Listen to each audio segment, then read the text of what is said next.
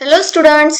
तर आजच्या या सेशनमध्ये आपण नवीन टॉपिक सुरू करणार आहोत, फ्रेंच रिव्हॉल्युशन म्हणजेच फ्रान्सची क्रांती. तर हा टॉपिक एमपीएससी यूपीएससी ह्या दोन्ही एक्झाम्समध्ये खूप इम्पॉर्टंट आहे. तर फ्रेंच रिव्हॉल्युशन म्हणजे काय आणि कोणत्या साली हे घडलं होतं? तर फ्रेंच रिव्हॉल्युशन हे 1789 पासून 1799 पर्यंत हे चालूच होतं. म्हणजे फ्रेंच रिव्हॉल्युशन हे 10 इयर्स पर्यंत चालू होतं. It was a period of 10 years. तर फ्रेंच रिव्हॉल्युशनमध्ये आपण कोणकोणते टॉपिक्स शिकणार आहोत हे आपण पाहूयात. French society during the late 18th century. Second is the outbreak of the revolution. Third is reading political symbols. And fourth is from monarchy to become republic. म्हणजेच फ्रान्सच्या प्रजाला राजेशाहीपासून गणतंत्र कसं भेटलं हे आपण पाहणार आहोत. तर स्टार्ट करूया causes behind the French revolution. French revolution होण्याच्या पाठीमागे कोणकोणते कॉजेस होते? From first political causes. तर ह्या कॉजमध्ये बर्बन फॅमिली म्हणजे बर्बन राजघराण होतं, ज्याच्यामध्ये 3 इम्पॉर्टंट राजे होते, लुईस 14, लुईस 15 अँड लुईस 16. तर लुईस 14ने 1643 पासून 1715 पर्यंत रूल केलं होतं आणि त्यांनी त्याच्या एम्पायरमध्ये अनेक युद्ध लढली होती. युद्ध लढता लढता त्याने आपल्या फ्रान्सची आर्थिक परिस्थिती काय आहे हे त्याने पाहिलंच नाही. फ्रान्स हे खूप जास्त कर्जात खाली जात होतं, खूप बुडत होतं. तरी सुद्धा त्याने त्याच्या रुलिंग एम्पायरमध्ये एक भव्य असं पॅलेस बांधलं होतं, त्याला पॅलेस ॲट व्हर्सेलिस असं म्हणतात. पण लुईस 16 हे फक्त स्वतःच्या फायद्यासाठीच युद्ध लढत होता असं नाही, तर त्याने आपल्या प्रजामध्ये शांतता बनवून राहावी म्हणून अनेक युद्ध लढली होती. त्यामुळेच त्याला द सन किंग असंही ओळखलं जाऊ लागलं. देन नेक्स्ट किंग येतात ते लुईस 15, ज्यांनी 1715 पासून 1774 पर्यंत रूल केलं होतं. हे किंग खूपच आळशी आणि वीक होते, परंतु त्यांनी 7 इयर्स वॉर हे लढलं होतं. तर 7 इयर वॉर्स हे इंग्लंड अँड फ्रान्स या दोघांच्या मध्ये झालं होतं. बट ह्यात जे काही वॉर होतं त्याचं आउटपुट काय होतं की फ्रान्सची शेवटी हार झाली होती आणि इंग्लंड हे विजय प्राप्त केलं होतं.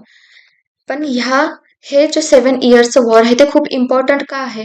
कारण ह्याच वॉरमुळे अमेरिकन रिव्हॉल्युशन सुद्धा झालं होतं अँड फ्रेंच रिव्हॉल्युशन सुद्धा. देन नेक्स्ट किंग येतात ते लुईस 16. हे खूप इम्पॉर्टंट किंग आहेत कारण ह्यांच्याच अंडर फ्रेंच रिव्हॉल्युशन झालं होतं. ते कसं? Louis 16 of Bourbon family ascended the throne of France in 1774. तर 1774 मध्ये लुईस 16 हे फ्रान्सचे राजा बनले आणि त्यांनी त्यांच्या 20व्या वयात ऑस्ट्रियनची जी प्रिन्सेस होती मॅरी अँटोनिएट हिच्याशी लग्न केलं. मॅरी अँटोनिएट ही खूपच हुशार राजकुमारी होती, परंतु तिने फ्रान्सच्या जनतेच्या हिताबाबत कोणताही सल्ला लुईस 16ला दिला नव्हता. लुईस 16 हा लग्नानंतर फक्त मॅरी अँटोनिएटचं जास्त ऐकत होते आणि ते नेहमी पॅलेस ॲट व्हर्सेलिसमध्येच राहत होते. त्यामुळे लुईस 16चं हे आपल्या फ्रान्स कंट्रीमध्ये काय चाललंय, काय कारभार चाललाय ह्याच्याकडे काहीही लक्ष नव्हतं. बट आफ्टर फ्यू इयर्स जेव्हा लुईस 16नी आपल्या फ्रान्स कंट्रीमध्ये काय चाललंय, राजकारभाराकडे त्यांनी लक्ष द्यायला चालू केलं, तेव्हा त्यांनी पाहिलं की आपली फ्रान्सची जी आर्थिक स्थिती आहे ती खूपच खालावलेली आहे. आपलं फ्रान्स आहे ते कर्जात बुडत चाललेलं आहे. तर जास्त कर्ज वाढण्याच्या पाठीमागे काय कारणे होती? तर long years of war drain the financial condition of France.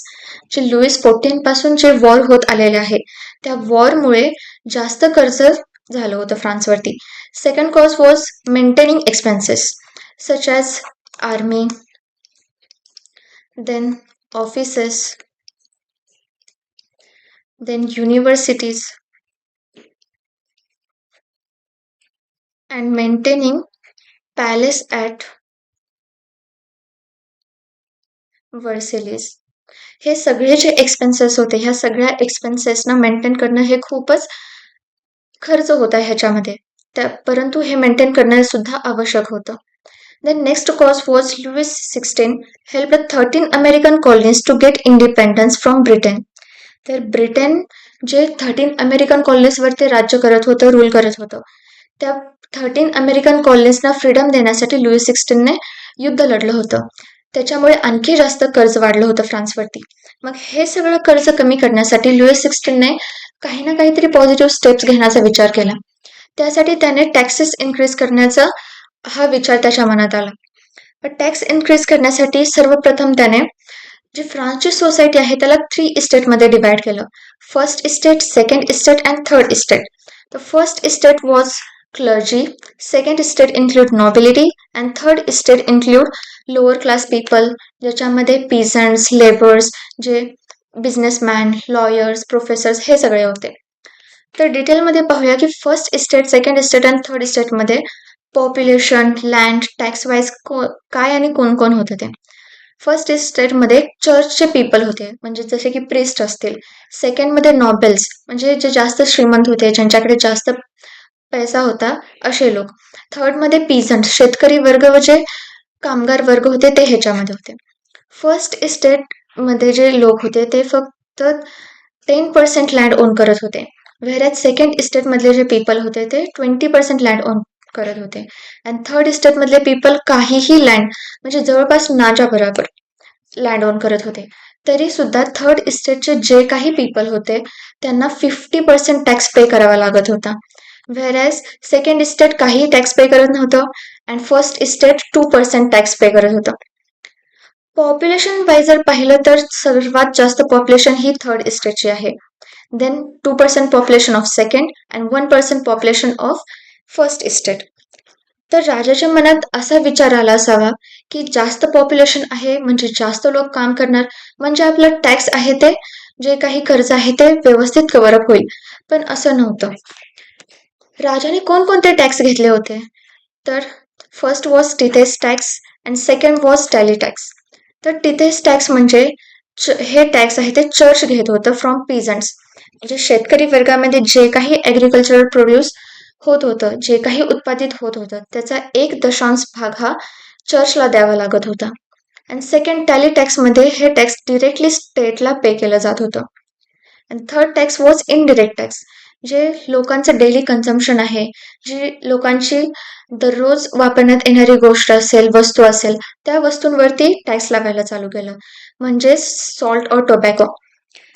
आजकालच्या काळातही तुम्ही पाहू शकता की कोणतीही तुम्ही गोष्ट विक्री करायला जा, त्याच्यामध्ये जीएसटी टॅक्सेस लागतात.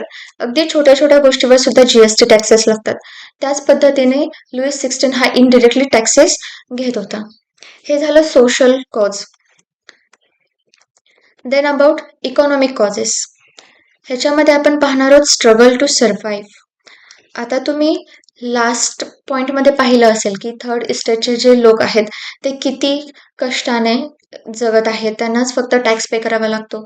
तर त्यांनी ह्या सगळ्या प्रॉब्लेम्सना फेस करून कसं जगलं होतं ते पाहूयात. तर पॉप्युलेशन ही 1715 23 मिलियन होती, व्हेअरएज 1789 28 मिलियन होती. म्हणजे 1715 to 1789 पर्यंत 30% पॉप्युलेशन इन्क्रीज झाली होती. हे 30% पॉप्युलेशनची जे इन्क्रीज होतं ते रॅपिडली इन्क्रीज होतं, त्यामुळे फूड ग्रेनसाठी डिमांडसुद्धा वाढू लागली. राजाने इथे एक युक्ती चालवली की आपण प्राइसेस ऑफ ब्रेड इन्क्रीज केले पाहिजेत. त्या काळामध्ये जी ब्रेड होतं ते सर्व लोकांचं स्टॅपल डाएट होतं, म्हणजे जास्तीत जास्त प्रमाणात लोक हे फक्त ह्या ब्रेडवरती जिवंत होते. त्यामुळे त्याचे प्राइसेस इन्क्रीज केल्यानंतर लोकांना तर ब्रेड विकत घ्यावंच लागेल, त्यामुळे आपल्या कर्जामध्ये थोडीशी कमी होईल आपलं फ्रान्सचं कर्ज. ह्या उद्देशाने लुईस 16ने ब्रेडचे प्राइसेस वाढवले होते. बट प्राइसेस तर वाढवले, परंतु पीझंट्स किंवा जे लेबर होते त्यांचं जे वेजेस होते ते फिक्स होते. वेजेस फिक्स होते, परंतु जे काही प्राइसेस होत्या त्या वाढतच चालल्या होत्या. एकीकडे वेजेस फिक्स आहेत, एकीकडे प्राइसेस वाढत चाललेले आहेत. त्यामुळे पुअर अँड रिच ह्या दोघांचा मधला जो गॅप आहे तो नेहमी वाढतच गेला होता, तो कधी कमी झाला नाही. एकीकडे प्राइसेस वाढलेत आणि जर ह्याच काळामध्ये जर जास्तीत जास्त दुष्काळ पडला किंवा बर्फबारिश झाली तर आणखी जास्त काटकसरीचं जीवन हे थर्ड इस्टेटच्या लोकांना जगावं लागत होतं. आता ह्या इमेजमध्ये तुम्ही पाहू शकता ही बेकरी शॉप आहे आणि कितीतरी क्राऊड त्याच्या पुढे जमलेला आहे की त्यांना ब्रेड भेटावं म्हणून. आणि कितीतरी इथे तुम्ही पाहू शकता की कितीतरी स्त्रिया अशा आहेत ज्या कंठाळलेल्या आहेत, परंतु त्यांना ब्रेड अजून भेटलेला नाहीये. Then next term is growing middle class. आता ग्रोईंग मिडल क्लास ही एक नवीन टर्म आहे. आता जे काही तुम्ही मिडल क्लास सेक्शन असं काहीतरी आहे, ग्रुप आहे, हे तुम्ही जाणून घेता. ती टर्म ह्या काळापासून इंट्रोड्यूस झालेली आहे. The peasants were involved in the revolts, but they were lack of means. तर पीजंट्सने आपण स्वतःसाठी उभे राहायचं असं ठरवलं होतं.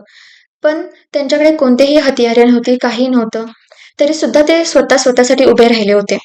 मग ह्याच काळामध्ये म्हणजे 18th सेंचुरीमध्ये एक नवीन सोशल ग्रुप इमर्ज झाला होता, ज्याचं नाव होतं की मिडल क्लास. हे मिडल क्लासचे पीपल होते. त्यांनी वेल्थ कशी अर्न केली होती? तर ओव्हरसीज ट्रेड करून. म्हणजे आपल्या जे कंट्रीमध्ये जे काही गुड्स उत्पादित होतात, ते दुसऱ्या कंट्रीमध्ये एक्सपोर्ट करणं, दुसऱ्या कंट्रीचं जे काही गुड्स आहेत ते आपल्या कंट्रीमध्ये इम्पोर्ट करणं, जसे की goods such as woollen and silk textiles. असं ओव्हरसीज ट्रेडिंग करून ते आपले मनी अर्न करत होते. Third is that people were educated and they believed that no group in society should be privileged by birth. तर तिसऱ्या वर्गाचे जे लोक होते ते आधीपासूनच खूप क्रोधात होते, खूप रागात होते, की जे काही सोसायटी आहे first estate and second estate त्यांना जन्मापासून सवलती भेटतात, पण तिसऱ्या वर्गाला काहीही सवलत भेटत नाही. ते ह्या आयडियाच्या विरोधात होते. त्यामुळे त्यांनी असं ठरवलं की आपण ह्या आयडियाच्या विरोधात उभं राहायचं आणि स्वतःला न्याय भेटावा ह्यासाठी आपण लढायचं.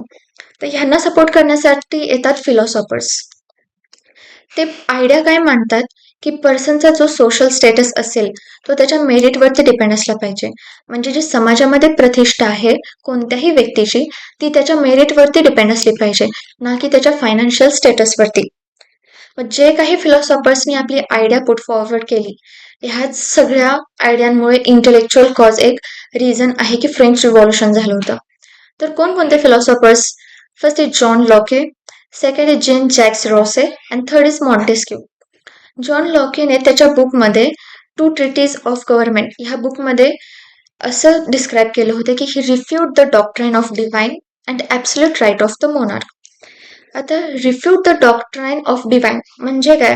ह्याच्या पाठीमागे एक गोष्ट आहे की राजाने सर्व प्रजाला असं सांगितलं होतं की मला देवाकडून असा आदेश भेटला आहे की मी कोणत्याही कारणाशिवाय कोणत्याही राज्यावर राज्य करू शकतो. आता ह्या गोष्टीच्या पाठीमागे काही बेस नाहीये. त्यामुळे तिसऱ्या वर्गाचे लोक ह्या आयडियाच्या सक्त विरोधात होते. तरी सुद्धा राजाने कसा त्याचा अधिकार गाजवला हे सगळं ह्या जॉन लॉकेने त्याच्या बुकमध्ये लिहिलं होतं. सेकंड, रोसेने कोणती कन्सेप्ट मांडली? The government based on a social contract between people and the representative. म्हणजे एक असं गव्हर्नमेंट, असं सरकार निर्माण झालं पाहिजे जे लोक आणि त्यांचा जो काही रिप्रेझेंटेटिव्ह लीडर आहे त्यांच्यामध्ये त्यांच्या डिसिजनने प्रजेच्या हितासाठी जे काही लॉज बनवता येतील असं लॉज बनले पाहिजेत, असं गव्हर्नमेंट तयार झालं पाहिजे. मॉन्टेस्क्यूने त्याच्या बुकमध्ये द स्पिरिट ऑफ लॉजमध्ये डिस्क्राईब केलं की जी काही पॉवर होती, जी फक्त राजाच्याच हातात होती, ती पॉवर 3 वेगळ्या सेक्शन्समध्ये डिवाइड झाली पाहिजे. ते म्हणजे legislative, second is executive and the third is judiciary. जी पॉवर फक्त राजाच्याच हातात होती, पूर्ण जी प्रजाला राजा कंट्रोल करत होती, ती आता 3 वेगवेगळे ग्रुप्स कंट्रोल करणार, according to Montesquieu. The next point is the outbreak of the revolution. आता ह्या पॉइंटपासून तुम्ही पुढे पाहाल की फ्रेंच रिव्हॉल्युशनला सुरुवात कशी झाली, त्या सुरुवातीच्या इयरमध्ये कोणकोणती घटना घडली. तर लुईस 16ला हे टॅक्सेस वाढवायचे होते. त्यासाठी त्याने हा निर्णय तो स्वतः नाही घेऊ शकत. त्यामुळे त्यांनी इस्टेट जनरलची मीटिंग बोलवली होती. ह्या मीटिंगमध्ये क्लर्जी म्हणजे first estate, second estate and third estate ह्या तिन्ही इस्टेटचे रिप्रेझेंटेटिव्ह प्रेझेंट होते. फर्स्ट इस्टेटने 300 रिप्रेझेंटेटिव्ह पाठवले होते, सेकंड इस्टेटने 300 पाठवले होते अँड थर्ड इस्टेटने 600 पाठवले होते. इथे डिस्क्रिमिनेशन असं झालं होतं की फर्स्ट इस्टेटचे जे काही पीपल आहेत व सेकंड इस्टेटचे पीपल त्यांना बसण्यासाठी चेअर्स होत्या, परंतु जे थर्ड इस्टेटचे पीपल होते रिप्रेझेंटेटिव्ह त्यांना बसण्यासाठी कोणतेही चेअर्स किंवा स्पेशल फॅसिलिटीज असं काही नव्हतं. त्यांना फर्स्ट सेकंड इस्टेटच्या पीपलच्या पाठीमागे उभं राहावं लागलं होतं. जसं की तुम्ही ह्या इमेजमध्ये पाहू शकता, इथे इस्टेट जनरलची मीटिंग आहे, जिथे जे कोणी हे खाली बसलेले आहेत चेअर्सवरती हे फर्स्ट अँड सेकंड इस्टेटचे रिप्रेझेंटेटिव्ह आहेत आणि पाठीमागे हे उभं राहणारे हे सगळे थर्ड इस्टेटचे रिप्रेझेंटेटिव्ह होते. तर ह्या मीटिंगमध्ये अशी कंडिशन होती की जे विमेन्स आहेत, पीजन्स आहेत, आर्टिशन्स, जे कोणी हे सगळे होते, ह्या कोणत्याही ग्रुपनी ह्या मीटिंगमध्ये एंट्री नव्हती. ह्या कोणत्याही ग्रुपनी ह्या मीटिंगमध्ये येण्यास मनाई होती. मग ह्या सगळ्या लोकांनी त्यांची डिमांड कशी मांडावी? तर ह्या सगळ्या लोकांनी 40,000 लेटरमध्ये त्यांची डिमांड लिहून आपल्या रिप्रेझेंटेटिव्ह सोबत इस्टेट जनरलच्या मीटिंगमध्ये प्रेझेंट केली होती. तर एक टाइमलाईन पाहूया की कोणत्या मंथमध्ये कोणती घटना घडली, म्हणजे तुम्हाला हे सगळे जे इव्हेंट्स आहेत ते लक्षात ठेवण्यासाठी खूप इझी जाईल. तर 1614 मध्ये फर्स्ट इस्टेट जनरलची मीटिंग जी हेल्ड झाली होती ती 1614 मध्ये झाली होती. त्याच्यानंतरची मीटिंग ही 5 मे 1789 ला झाली होती. आता ह्या मीटिंगमध्ये जसं मी सांगितलं सगळे रिप्रेझेंटेटिव्ह आले होते, प्रत्येक वर्गाचे रिप्रेझेंटेटिव्ह आले होते. इथे थर्ड इस्टेटचे जे रिप्रेझेंटेटिव्ह होते त्यांनी एक डिमांड पुढे मांडली की ह्यापूर्वी इलेक्शनची प्रोसेस ही 1:1 वोट होती, ती आता 1 मेंबर 1 वोट अशी झाली पाहिजे. म्हणजेच ह्यापूर्वी इलेक्शन प्रोसेस काय होती की 1 इस्टेट 1 वोट. आता जसं क्लर्जी असेल किंवा नॉबिलिटी असेल तर ह्या दोघांचं क्लर्जीचं 1 वोट, नॉबिलिटीचं 1 वोट, मग जे थर्ड इस्टेट राहते त्यांचं 1 वोट. ह्याच्यावरून कन्क्ल्युजन काय निघते, जर क्लर्जी अँड नॉबिलिटी ह्या दोन्ही इस्टेटनी जर मिळून कोणताही डिसिजन घेतला तर तो थर्ड इस्टेटच्या पीपलना मान्यच करावा लागणार. हे तिसऱ्या वर्गाच्या लोकांना मान्य नव्हतं, त्यामुळे त्यांनी ही डिमांड मांडली की पूर्वीची इलेक्शन पद्धत आहे ती बंद करा आणि नवीन इलेक्शन पद्धत ही सुरू करा. आणि ह्या तिसऱ्या वर्गाच्या लोकांना सपोर्ट करण्यासाठी नवीन एक फिलॉसॉफर्स म्हणजे रोसी यांनी नवीन कन्सेप्ट मांडली त्यांच्या बुकमध्ये द सोशल कॉन्ट्रॅक्ट, जे हेच प्रिन्सिपल डिस्क्राईब करते.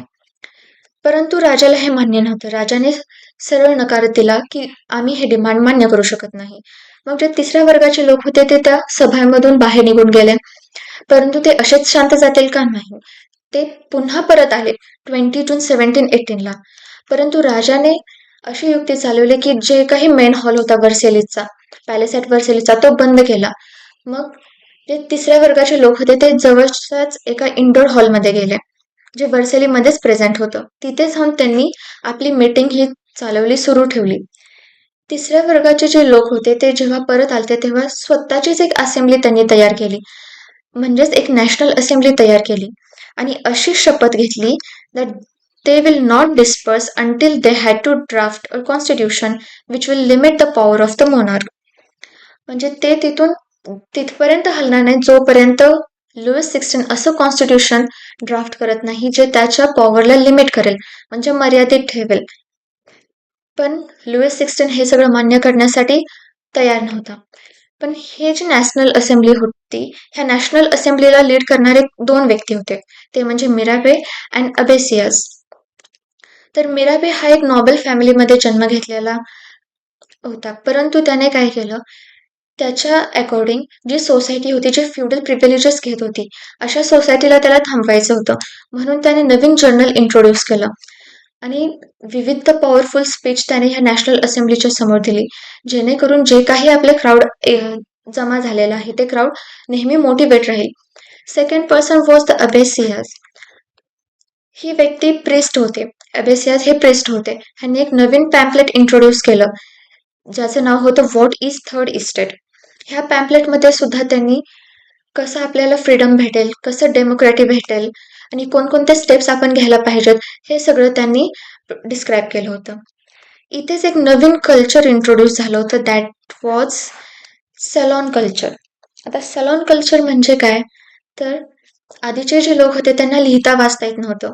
मग अशा लोकांपर्यंत राज्यामध्ये आपल्या कंट्रीमध्ये कोणकोणती घटना चालू आहे, कोणती न्यूज आहे, हे सगळं त्यांच्यापर्यंत कसं पोहोचणार, म्हणून सॅलॉन कल्चर इंट्रोड्यूस केलं होतं, ज्याच्यामध्ये सर्व व्यक्ती म्हणजे सर्व मेन एकत्र येऊन बसतात. तिथे जे काही सुशिक्षित लोक होते ते न्यूजपेपर रीड करून किंवा पॅम्पलेट रीड करून किंवा जर्नल रीड करून त्यांना सांगत होते की कोणती न्यूज चालू आहे. अशा प्रकारे सर्व प्रजामध्ये ही न्यूज पसरत होती. Then the most important day was 14 July 1789. हा दिवस हा बॅस्टाईल डे म्हणून ओळखला जाऊ लागला. बॅस्टाईल डे का? आता ह्या दिवसाची जी काही गोष्ट आहे ती खूप गमतीशीर आहे. तर ह्या दिवशी सर्वप्रथम सुरुवात झाली वुमन्सकडून, जिथे जाईल तिकडे वुमन्सकडूनच. तर स्त्रियांनी जे ब्रेड घेण्यासाठी बेकरी शॉपच्या पुढे उभे राहिले होते, तर त्या स्त्रियांनी खूप वेळ रांगेत उभे राहिले परंतु त्यांना ब्रेड भेटलं नाही, म्हणून त्या स्त्रियांनी बेकरी शॉपवरती अटॅक केला. अटॅक केल्यानंतर खूपच दंगा गोंधळ झाला होता. म्हणून राजाने काय केलं, त्यांच्या सेनांना सांगितलं की तुम्ही पॅरिसला जा म्हणून. परंतु विलेजमध्ये अशी अफवा पसरली की राजाने हे गँग ऑफ रॉबर्स सेंड केले आहेत, जे त्यांचे क्रॉप्स आहेत त्यांना डिस्ट्रॉय करतील. ह्याच गैरसमजामुळे जे पीझंट्स जे आधीपासून ॲग्रेसिव्ह होते, त्यांनी त्यांची हतियार घेतली आणि राजाच्या महालावरती अटॅक केला. तर हतियार म्हणजे काय, जे काही त्यांना शेतीमध्ये उपयोगी येणारी जे साधन होते, ते सगळे साधन घेतले आणि त्यांनी राजाच्या महालवरती अटॅक केलं. काही राजा होते ते नेबरिंग कंट्रीमध्ये पळून गेले, काही तिथून दुसऱ्या जाग्यावरती गेले आणि काही राजांना ॲज अ हॉस्टेजेस म्हणून सेव्हरल आवर्ससाठी बांधून ठेवलं होतं. हे सगळं रिव्हॉल्युशन खूप जास्त ॲग्रेसिव्ह होत असलेलं पाहून लुईस 16ने काय डिसिजन घेतला, की आपल्याला हे आता ही डिमांड मान्य करावी लागेल. तर ऑन 4 ऑगस्ट 1789 लुईस 16ने हे मान्य केलं, की ठीक आहे, मी तुमची डिमांड मान्य करतो, असं कॉन्स्टिट्यूशन आपण ड्राफ्ट करू. हे डिसिजन मान्य केल्यानंतर 3 मेजर चेंजेस झाले. First was members of clergy were force to pay taxes. जे क्लर्जी सोसायटी होती, जे टॅक्स पे करत नव्हती, त्यांना फोर्स केलं गेलं की तुम्ही आत्तापासून टॅक्स पे करायचं. Second change was tithes were abolished. जे चर्च टॅक्स घेत होतं टिथेस फ्रॉम पीझंट्स, ते बंद करण्यात आलं. Third was land owned by the church were confiscated. जे लँड चर्च ओन करत होतं ते सुद्धा लँडचा अधिकार त्यांच्यापासून हिरावण्यात आला. इथे तुम्ही ह्या मॅपमध्ये पाहू शकता the spread of the great fear. म्हणजे जे रिव्हॉल्युशन ॲग्रेसिव्ह झाल्यानंतर राजा आपलं महल सोडून दुसऱ्या कंट्रीमध्ये गेले, कोणकोणत्या ठिकाणी गेले, हे सगळं तुम्ही इथे पाहू शकतात की किती गोंधळ, किती फिअर होतं त्या नोबल्समध्ये किंवा त्या क्लर्जी सोसायटीमध्ये किंवा अमंग राजांच्या मनामध्ये. The next point is constitutional monarchy. आता हे टायटल किती फनी आहे ना, म्हणजे एका बाजूला कॉन्स्टिट्यूशन आहे तर दुसऱ्या बाजूला मोनार्की. म्हणजे संविधान पण आहे आणि राजेशाही पण आहे. ते कसं, तर अकॉर्डिंग टू मॉन्टेस्क्यू त्याने जे न्यू आयडिया पुट फॉरवर्ड केली होती की पॉवर आहे ती 3 सेक्शनमध्ये डिवाइड झाली पाहिजे. That is judiciary, executive and legislature. तर ह्या पॉवरमध्ये राजाने असा ट्विस्ट आणला की राजाने डिसाईड केलं, म्हणजे लुईस 16ने असं डिसाईड केलं की आपण जे सिटिझन्स आहेत त्यांना 2 पार्ट्समध्ये डिवाइड करूया. एक होते ॲक्टिव्ह सिटिझन्स, दुसरे होते पॅसिव्ह सिटिझन्स. ॲक्टिव्ह सिटिझन्समध्ये असे मेन्स होते जे 25 वर्षाच्या वरती होते and including only mens not women. असे मेन्स, ही फर्स्ट कंडिशन. सेकंड कंडिशन अशी होती जे 3 डेजचे वेजेस पे करू शकत होते. असे व्यक्ती जे 3 दिवसाचं जे वेतन होतं कामगारांचं ते पे करू शकत असतील तरच ते वोट करू शकतात, तरच ते ॲक्टिव्ह सिटिझन्समध्ये इन्व्हॉल्व्ह होतात. Second was passive citizen. Passive सिटिझन्समध्ये असे लोक येतात जसे की विमन्स, मेन्स बिलो 25 इयर्स आणि असे मेन्स जे हे 3 डेजचे वेजेस पे नाही करू शकत आणि ह्यांना अधिकार नव्हता वोट देण्याचा. तर ॲक्टिव्ह सिटिझन्सनी वोट दिल्यानंतर जज इलेक्ट केला जात होता ह्यांच्या वोटिंगनुसार. देन ॲक्टिव्ह सिटिझनच्याच वोटिंगनुसार जे इलेक्टर्स, जे काही ह्या इलेक्शनमध्ये उभे राहिलेले नेते असतील त्यांना इलेक्ट केलं जात होतं. परंतु ह्या इलेक्शनपासून नॅशनल असेंब्लीपर्यंत पोहोचण्याचा जो मार्ग होता तो फक्त इलेक्शनवरती बेस नव्हता. तर इथे एक मध्ये हायेस्ट टॅक्स पेईंग ब्रॅकेट होतं. म्हणजेच काय, ह्या टॅक्स पेईंग ब्रॅकेटमध्ये अशीच व्यक्ती योग्य आहे, अशीच व्यक्ती निवडून येऊ शकते जे जास्तीत जास्त टॅक्स पे करू शकते. तीच व्यक्ती ही नॅशनल असेंब्लीमध्ये कॅपेबल आहे, अदरवाईज कोणीही नाही. तर हे लेजिस्लेचरचं झालं. नॅशनल असेंब्ली इथे फॉर्म झाली ज्याच्यामध्ये 745 मेंबर्स होते. देन एक्झिक्युटिव्ह म्हणजे याच्यामध्ये येतात किंग अँड मिनिस्टर्स. तर किंग हे नॅशनल असेंब्लीला कंट्रोल करत होतं आणि नॅशनल असेंब्ली जे काही त्याचे डिसिजन्स असतील किंवा कोणतं नवीन लॉज अप्लाय करायचे असतील ते राजाला सांगत होतं. बरोबरच ते मिनिस्टर्सना सुद्धा ऑर्डर देत होते, जसे की सरसेनापतीला सांगतात की तुम्ही पुढे जाऊन प्रजेला असा संदेश द्या की असे असे रूल लागू होणार आहेत, ह्या पद्धतीने. पण जर तुम्ही ह्या मॅपला व्यवस्थित पाहिलात तर तुम्हाला काय लक्षात येईल की किंग हा एकटाच इनडिरेक्टली हे पूर्ण कॉन्स्टिट्यूशनला तो हँडल करत आहे. हे सगळं कॉन्स्टिट्यूशनल प्रोसेस आहे ती त्याच्या अंडरच आहे. म्हणूनच कॉन्स्टिट्यूशनल मोनार्की हे टायटल पडलेलं आहे. म्हणजे राजेशाही पण आहे आणि त्याच्याच अंडरमध्ये संविधान सुद्धा आहे. देन हे कॉन्स्टिट्यूशन जे ड्राफ्ट झालं होतं त्याच्यामध्ये कोणकोणते राईट्स बनवण्यात आले होते ते पाहूयात. First was right to life, second was right of speech, third was freedom of opinion, आणि fourth was equality before law. तर हे कॉन्स्टिट्यूशन हे परमनंट कॉन्स्टिट्यूशन होतं. टेम्पररी बेसिक 17 प्रिन्सिपल्स होते आणि ह्याच प्रिन्सिपल्सवरती पुढे जाऊन कॉन्स्टिट्यूशन ड्राफ्ट होणार होतं फ्रेंच कंट्रीसाठी. तर ह्या इमेजमध्ये तुम्ही पाहू शकता हे जे टॅबलेट आहे, इवन तुम्ही फक्त आता लक्षात ठेवा की हे जे तुम्हाला इमेज दिसते ह्याच्यामध्ये 17 प्रिन्सिपल्स आहेत. ह्या प्रिन्सिपलच्या अकॉर्डिंग पुढे जाऊन फ्रान्ससाठी कॉन्स्टिट्यूशन बनणार होतं. तर हे जे इमेज आहे ह्याचा काय इम्पॉर्टन्स आहे आपण नेक्स्ट टॉपिकमध्ये पाहणार आहोत. तर reading political symbols. Political symbols कशासाठी बनवले असतील, तर अशा लोकांसाठी ज्यांना लिहिता वाचता येत नाही पण ते त्यांच्या डोळ्याने पाहून तरी अंदाज लावू शकतात की नक्की काय चाललं आहे आपल्या देशामध्ये. तर असे विविध पॉलिटिकल सिम्बॉल्स इंट्रोड्यूस केले होते, जसे की द ब्रोकन चेन. आता ब्रोकन चेन काय संदेश देते, जेव्हा कोणालाही बंदी बनवून आणलेलं असते तेव्हा ती चेन एकत्र असते, तुटलेली नसते. ही चेन तुटली आहे म्हणजे आपण स्वातंत्र्य झालो आहोत, आपल्याला स्वातंत्र्य भेटलेलं आहे. Next is the bundle of the sticks, that is bundle of the rods or faces.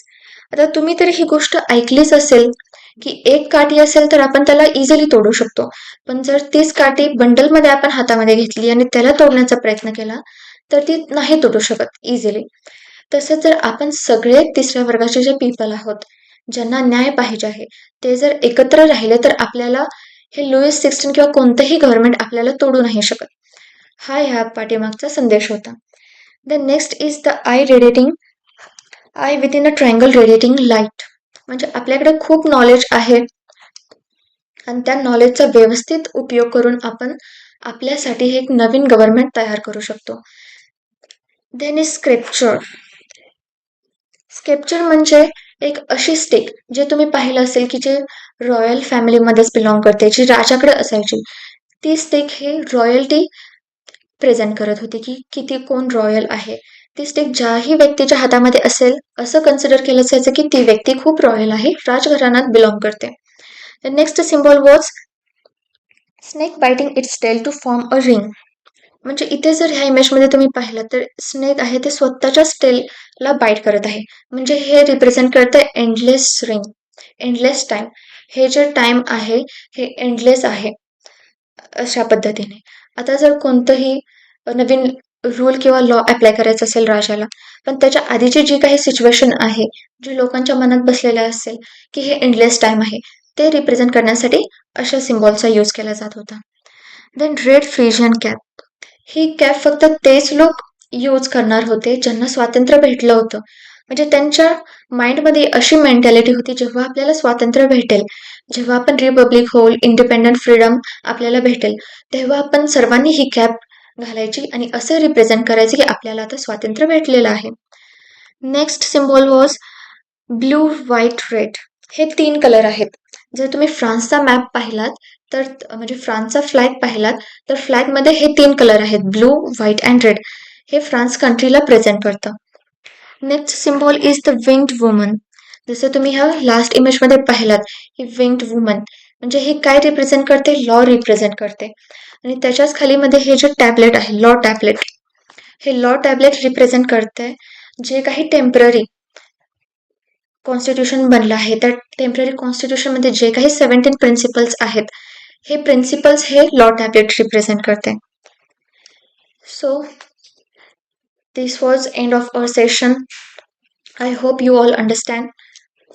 Next लेक्चरमध्ये आपण बऱ्याच गोष्टी पाहणार आहोत, जसं की अबॉल्युशन ऑफ स्लेव्हरी, डिक्टॅटरशिप, कोणते नवीन किंग्स इंट्रोड्यूस झाले, कोणत्या नवीन किंग्सनी कोणते नवीन इव्हेंट्स घडवले होते, आणखी नवीन घडामोडी आपण पाहणार आहोत. नंतर ह्या सगळ्या रिव्होल्युशनचा एव्हरीडे लाईफवरती काय इम्पॅक्ट होता हे सुद्धा पाहणार आहोत. And that's it for today. I hope you enjoyed our session and stay tune for our next video.